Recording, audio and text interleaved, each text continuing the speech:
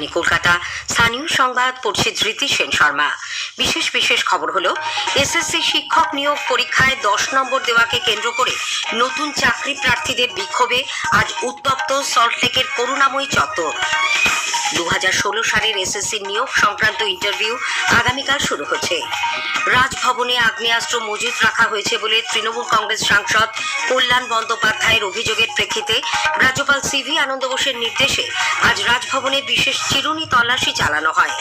Voter তালিকায় বিশেষ নিবিড় সংশোধনী পর্বে 26শে নভেম্বরের মধ্যে রাজ্যের প্রতিটি ভোটারের কাছ থেকে এনিউমারেশন ফর্ম সংগ্রহ ও ডিজিটাইজেশন সম্পূর্ণ করার লক্ষ্যমাত্রা ধার্য হয়েছে বলে মুখ্য নির্বাচনী আধিকারিক মনোজ কুমার আগরওয়াল জানিয়েছেন। ভোটার তালিকায় বিশেষ নিবিড় সংশোধনী কর্মসূচি খতিয়ে দেখতে নির্বাচন কমিশনের এক প্রতিনিধি দল আগামীকাল রাজ্যে আসছে। নিজেদের লক্ষ্যে অবিচল থাকতে না পারলে বাংলার সংস্কৃতি অথবা সাহিত্য তার নিজস্ব জায়গা ক্রমশ হারাবে বলে দলিত সাহিত্য একাডেমির সভাপতি বিশিষ্ট সাহিত্যিক মনোরঞ্জন ব্যাপারী মন্তব্য করেছেন। কলকাতায় আজ শুরু হয়েছে ৪র্থ বর্ষ দলিত সাহিত্য উৎসব। আজ কার্তিক পুজো। কার্তিক মাসের সংক্রান্তিতে দেব সেনাপতির আরাধনায় আয়োজন করা হয়েছে রাজ্যের বিভিন্ন জায়গায়। রঞ্জি ট্রফি ক্রিকেটে বাংলা অসমের বিরুদ্ধে প্রথম ইনিংসে ৬৭ রানে এগিয়ে। আসি বিস্তারিত খবরে। এসএসসি শিক্ষক নিয়োগ পরীক্ষায় 10 নম্বর দেওয়াকে কেন্দ্র করে নতুন চাকরি প্রার্থীদের বিক্ষোভে আজ উত্তপ্ত সল্টলেকের করুণাময়ী চত্বর। শূন্য পদ বাড়ানোর দাবিতে বিক্ষোভ শুরু করেন নতুন চাকরি প্রার্থীদের একাংশ। আন্দোলনকারীদের পুলিশ বাধা দিলে পরিস্থিতি উত্তপ্ত হয়ে ওঠে। তাদের সঙ্গে পুলিশের ধস্তাধস্তি বাধে। জোর করে টেনে হিঁচড়ে অনেককে পুলিশের গাড়িতে তোলা হয় বলে অভিযোগ। এরপর আরো বড় আন্দোলনের ডাক দিয়েছেন আন্দোলনকারীরা। শূন্য পদ বাড়ানোর দাবি বিবেচনা করার পরামর্শ দিয়েছেন শিক্ষামন্ত্রী ব্রাত্য বসু। এদিকে স্কুল সার্ভিস কমিশন এসএসসির 2016 সালের নিয়োগ সংক্রান্ত ইন্টারভিউ প্রক্রিয়া আগামীকাল শুরু হচ্ছে। এই ইন্টারভিউ তালিকা প্রকাশিত হয় শনিবার রাতে। সুপ্রিম কোর্টের নির্দেশ সত্ত্বেও একাধিক অযোগ্য প্রার্থী সুযোগ পেয়েছে এই অভিযোগ করে আইনজীবী ফিরদৌস শামীম একাধিক অনিয়মের উল্লেখ করে হাইকোর্টের দৃষ্টি আকর্ষণ করেছেন। যে ইন্টারভিউ লিস্ট বেরিয়েছে সেখানে টেন্টেড ক্যান্ডিডেটরা তারা স্থান পেয়েছে এবং একাধিক সাবজেক্টে এটা হয়েছে। একাধিক টেন্টেড ক্যান্ডিডেট তারা এই তালিকায় স্থান পেয়েছেন। যাদের জন্মসাল 1997 তারা এক্সপিরিয়েন্সের নাম্বার পেয়ে গেছে। বিচারপতি অমৃতা সিনহা আগামী বুধবার আবেদনের শুনানি গ্রহণের আশ্বাস দিয়েছেন। পাশাপাশি আরেক আইনজীবী পার্ট টাইম টিচার বা আংশিক সময় শিক্ষকদের অভিজ্ঞতার জন্য কেন নম্বর দেওয়া হচ্ছে সেই প্রশ্ন তুলেছেন। এই আবেদনেরও শুনানি হবে আগামী বুধবার। নিয়োগ দুর্নীতি মামলায় মধ্যশিক্ষা পর্ষদের প্রাক্তন সভাপতি কল্যাণময় গঙ্গোপাধ্যায় এবার জামিন পেতে চলেছেন। কলকাতা হাইকোর্টের বিচারপতি তীর্থঙ্কর ঘোষ আজ মৌখিকভাবে শর্ত সাপেক্ষে তার জামিন মঞ্জুর করার কথা জানান। সিবিআই আগামীকাল সাক্ষীদের তালিকা আদালতকে দেবে। ওই তালিকা দেখার পরে বিচারপতি ঘোষ পরবর্তী সিদ্ধান্ত জানাবেন।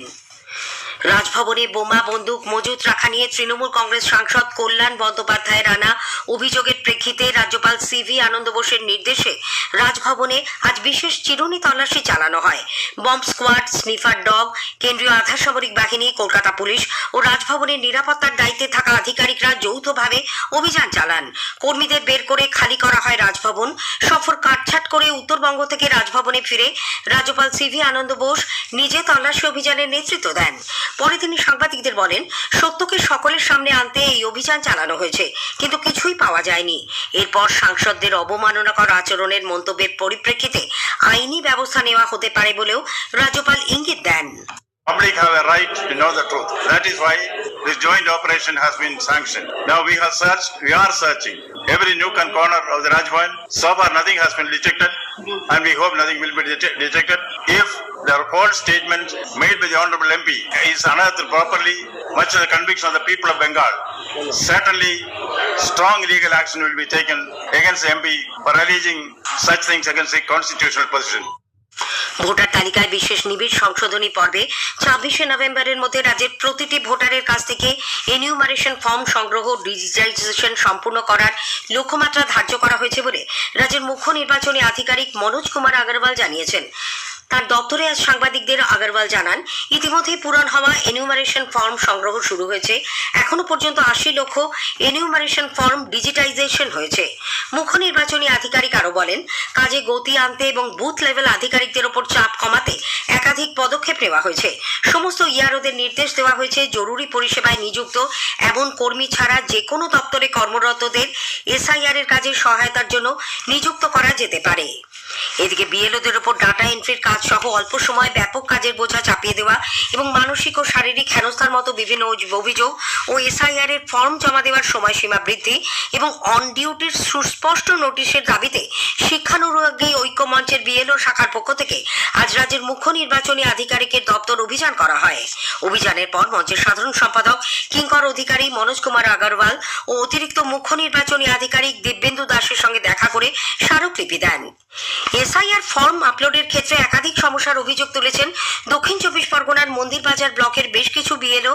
বিডিও তপন বিশ্বাসের কাছে স্মারকলিপি জমা দিয়ে তারা জানান, বর্তমান প্রক্রিয়ায় তারা এসআইআর ফর্ম আপলোড করতে রাজি নন।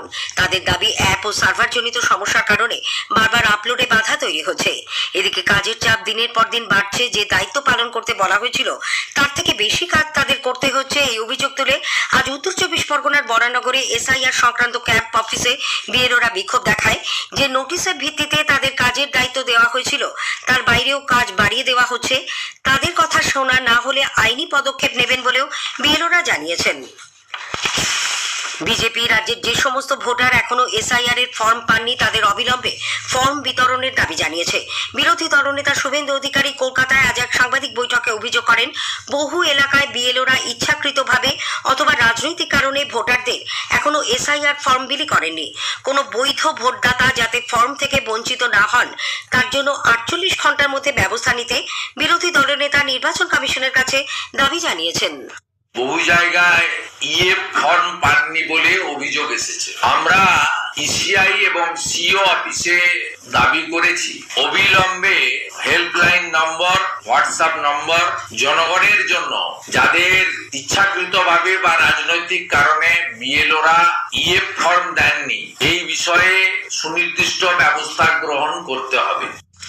ভোটার তালিকায় বিশেষ নিবিড় সংশোধন কর্মসূচি বা এসআইআর এর কাজের অগ্রগতি পর্যালোচনা এবং বিধানসভা নির্বাচনে ইভিএম এর পরীক্ষা নিরীক্ষা বা ফার্স্ট লেভেল চেকিং কর্মসূচিতে যোগ দিতে নির্বাচন কমিশনের এক প্রতিনিধি দল আগামীকাল রাজ্যে আসছে।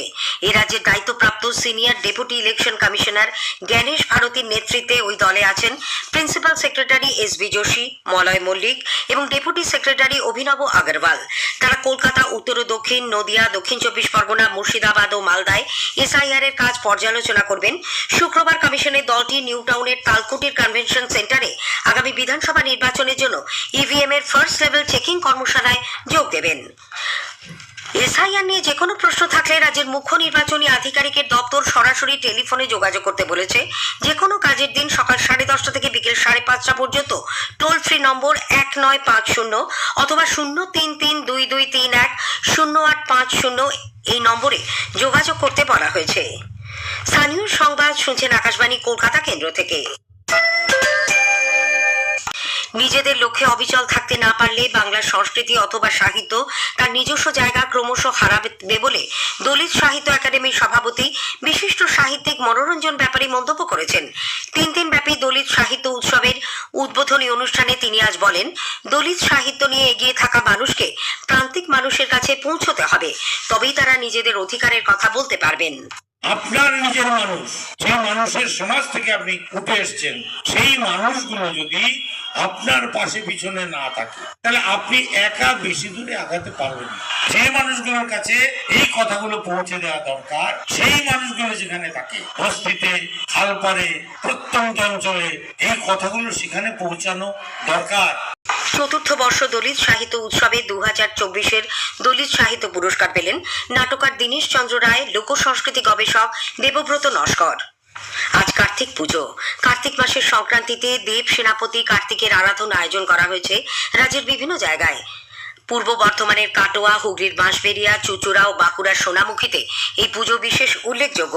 মুর্শিদাবাদের বহরমপুরে কার্তিক পুজোর দিনেই আয়োজন করা হয়েছে ভৈরব পুজোর।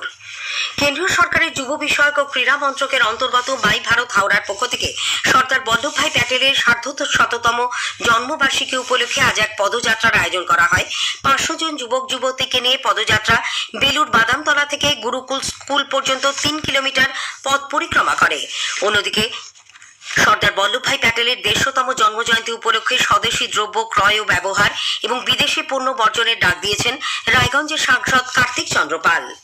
রঞ্জি ট্রফি ক্রিকেটে বাংলা অসমের বিরুদ্ধে প্রথম ইনিংসে ৬৭ রানে এগিয়ে গেছে। কল্যাণীর বেঙ্গল ক্রিকেট একাডেমি গ্রাউন্ডে আজ দ্বিতীয় দিনে মধ্যাহ্নভোজের বিরতির আগে অসমের প্রথম ইনিংস ২০০ রানে শেষ হয়। এরপর বাংলা প্রথম ইনিংসে ব্যাট করতে নেমে দিনের শেষে ৪ উইকেটে ২৬৭ রান করে। শেষ করার আগে স্থানীয় সংবাদের বিশেষ কিছু অংশ আরেকবার। এসএসসি শিক্ষক নিয়োগ পরীক্ষায় ১০ নম্বর দেওয়াকে কেন্দ্র করে নতুন চাকরি প্রার্থীদের বিক্ষোভে উত্তপ্ত সল্টলেকের করুণাময়ী চত্বর। এসএসসি নিয়োগ সংক্রান্ত ২০১৬ সালের ইন্টারভিউ আগামীকাল শুরু হচ্ছে। স্থানীয় সংবাদ শেষ হলো। পরের খবর ৮টা ১০-এ।